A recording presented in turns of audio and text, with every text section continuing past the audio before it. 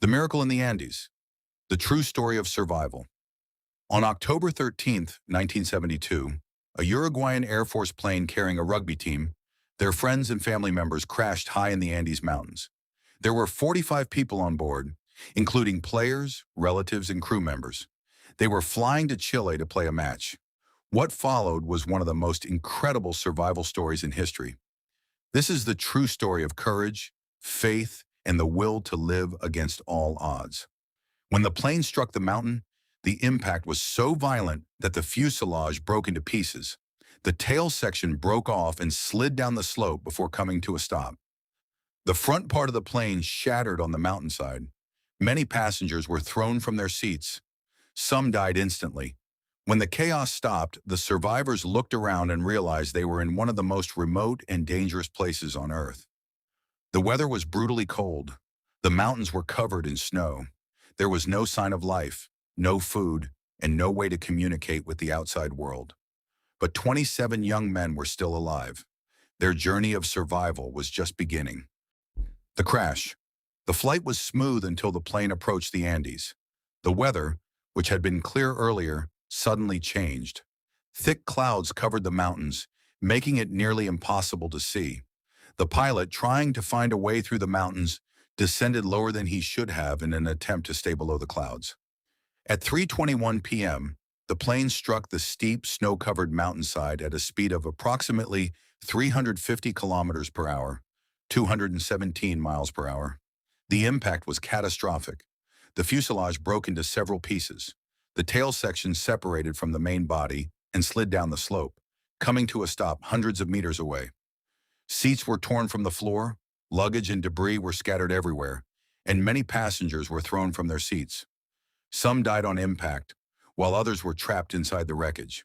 When the plane finally came to a stop, silence filled the air, broken only by the sound of the wind and the cries of the injured. The survivors had no idea then just how far they were from help. They were in the heart of the Andes, one of the most inaccessible places on Earth. There was no cell service, no roads, and no one knew where they were. The survivors, out of the 45 people on board, only 27 survived. They were young rugby players, their friends, and some of the crew members. Many were badly injured, broken bones, deep cuts, and head wounds. Some could barely move. There were no doctors, no medicine, and no equipment to treat the injuries.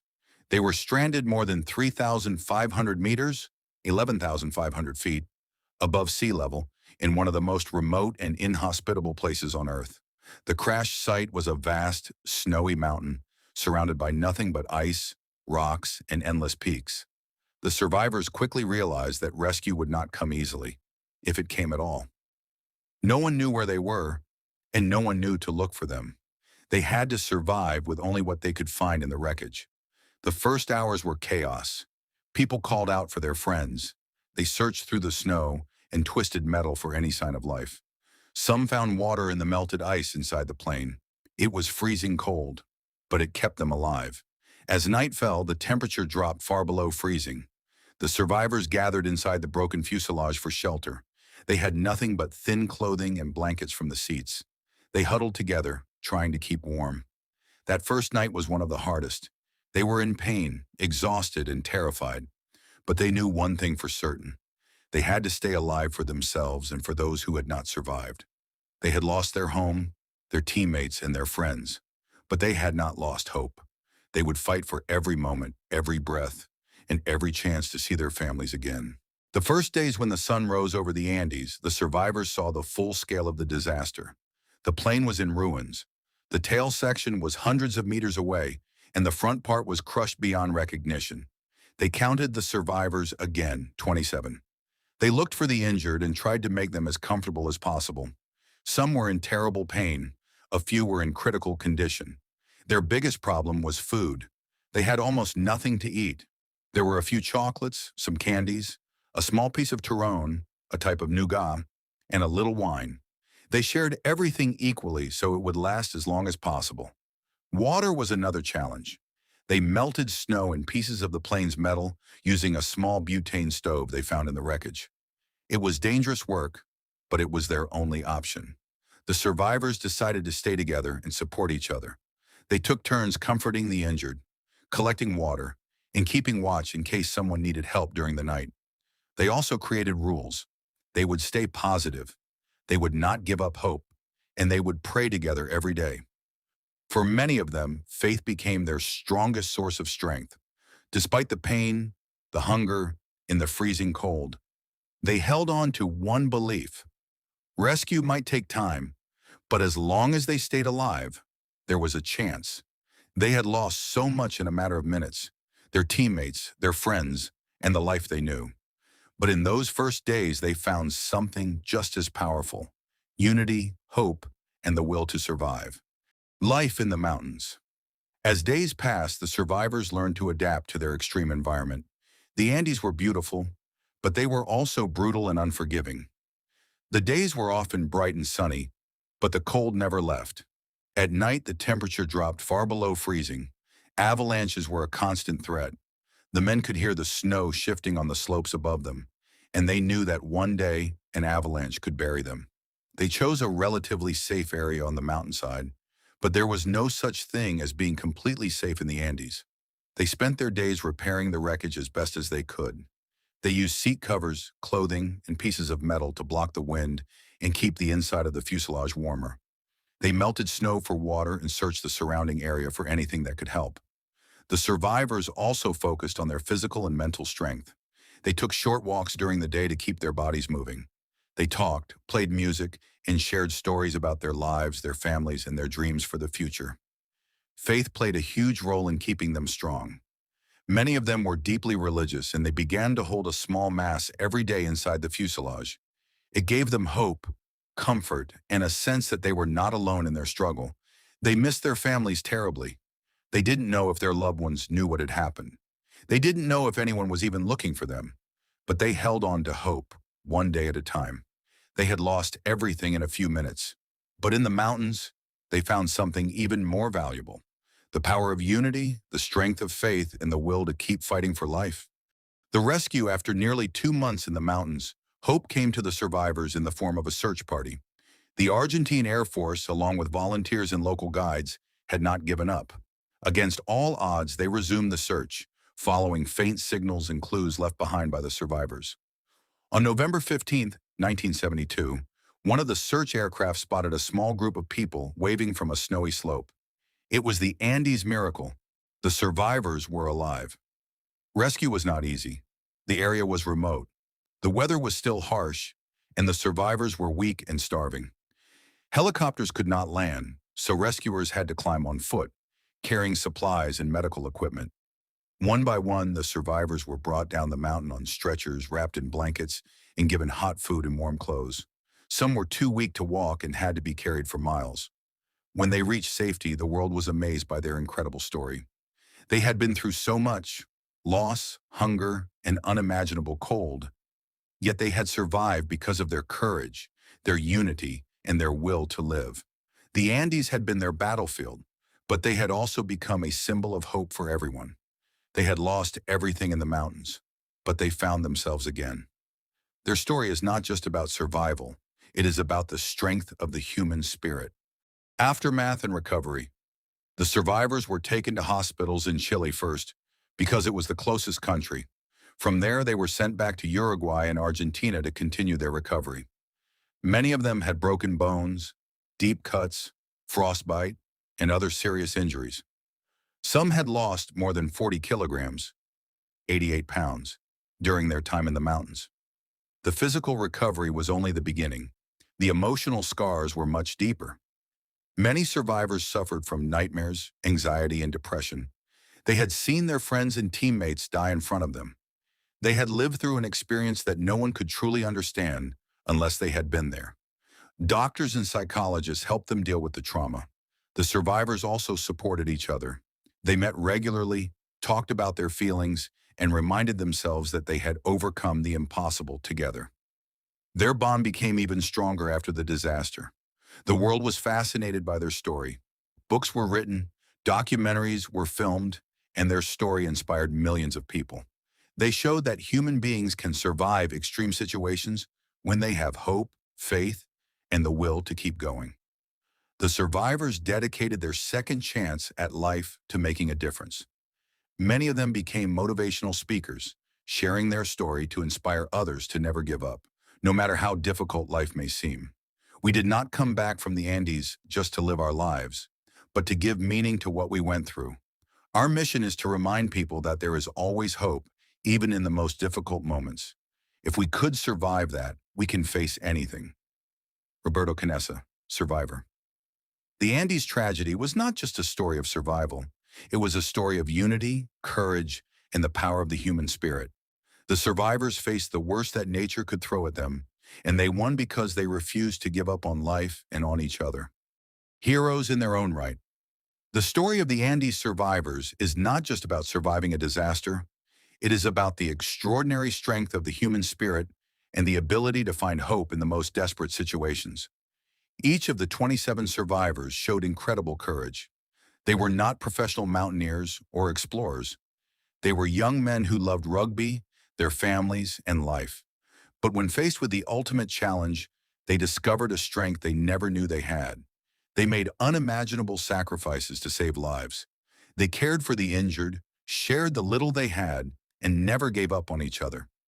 They showed that leadership is not about power, but about service, compassion, and putting others before yourself. Their unity was their greatest weapon. They came from different backgrounds and personalities, but in the mountains, they became one. They trusted each other completely, and that trust kept them alive. Their story also teaches us the importance of hope. Hope gave them the will to keep going when every day felt like an endless fight. Hope made them believe that rescue was possible, even when the world had forgotten them.